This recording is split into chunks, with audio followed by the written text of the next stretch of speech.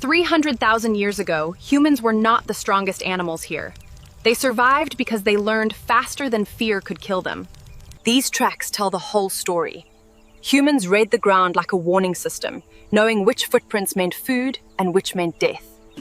Before maps, before language as we know it, survival began with clues. Snapped branches, fresh mud, silence in the trees, and water looked peaceful, but it was one of the deadliest places. Ancient humans waited, watched, and crossed only when the river gave permission. They did not beat predators with strength, they beat them with timing. A few seconds of patience could separate survival from disappearing underwater. Fire changed everything. It turned darkness into territory, pushed eyes back into the forest, and gave humans a border predators respected.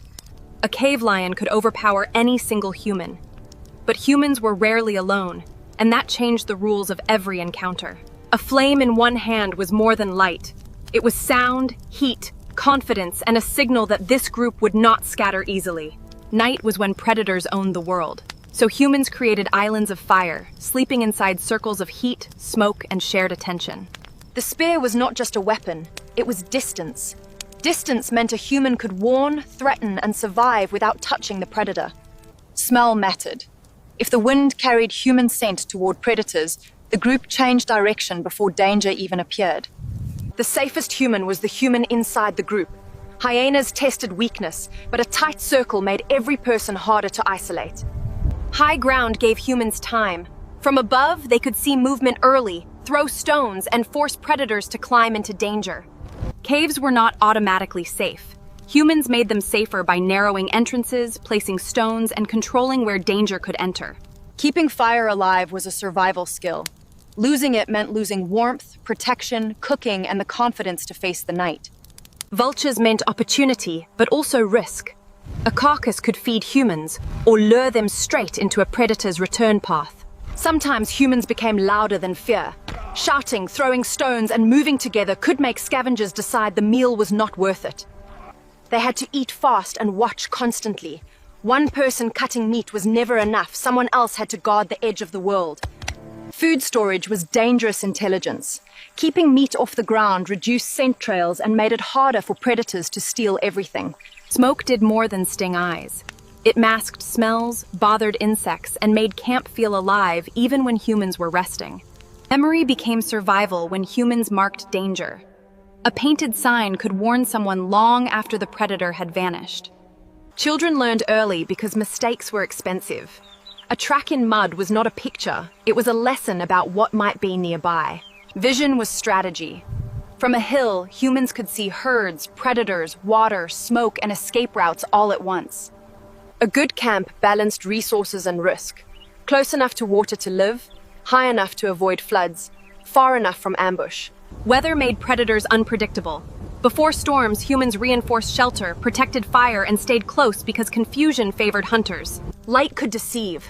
Reflections from fire made a small group appear larger, stranger, and more dangerous to animals watching from darkness. Hyenas were powerful, patient, and smart. Humans survived them by refusing to look like easy prey. Noise could attract danger, so humans learned silence too. A hand signal could move a whole group without warning predators. Migration was not adventure, it was calculated risk, especially when children, fire, tools, and memory all had to move together. Sharp stone turned hands into technology. Cutting, scraping, shaping, and defending all began with knowing which rock could change form. Tool-making required planning. One strike created an edge, but the idea came first, and that idea made humans different. A point tied to a shaft became reach. Reach became safety. Safety gave humans the courage to stand together. They practiced before danger arrived. Coordination was a weapon, because fear breaks individuals faster than it breaks trained groups. Not every threat should be challenged. Sometimes survival meant backing away slowly and letting the stronger animal keep the path. Bones near a den were warnings. Ancient humans survived by respecting places where predators had already proven they controlled the ground. Sleeping above ground was not comfort, it was defense. Height bought seconds, and seconds mattered when predators came silently. The forest spoke through absence. When birds stopped calling and insects went quiet, humans knew something powerful might be moving. Animals warned each other without meaning to. Humans watched them carefully, using panic in one species to predict danger in another. Crossing open ground was never random. Groups avoided straight lines, watched cover, and moved where ambush was harder. Thorns became walls. A simple barrier slowed teeth, guided movement, and turned open camp into controlled space. Cooperation kept people alive. Sharing food was not just kindness, it protected the group that protected each person. An injured person slowed the group, but abandoning them weakened trust. Human survival depended on knowing others would protect you too. Water trips were dangerous because predators needed water too. Humans moved together, carried quickly, and never treated a river as empty. Timing shaped survival. Moving in cooler light helped humans avoid heat, save energy, and pass predators while they rested. Tall grass hid danger. Open rock exposed humans, but it also exposed predators, and visibility could be worth the risk. They used every surface as information. Even water could reveal movement behind them before a sound reached their ears. Rain could erase tracks and kill fire. Protecting embers meant protecting the group's safest weapon against the dark.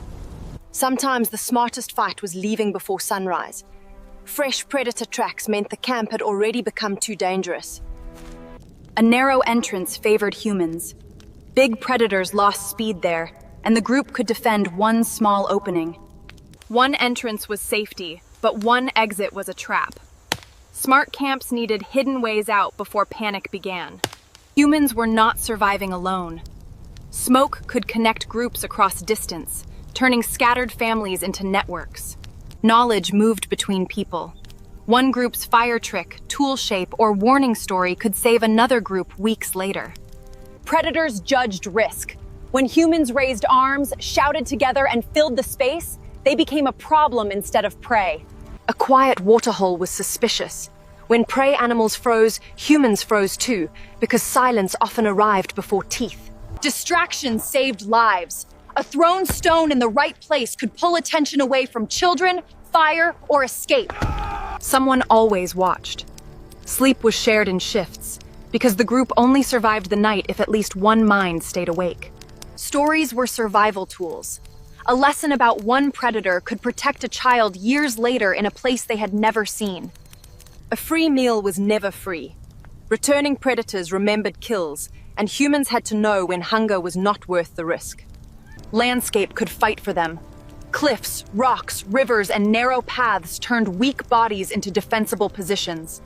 Fire had to be controlled, not just created. A safe flame protected camp. A careless flame could destroy it.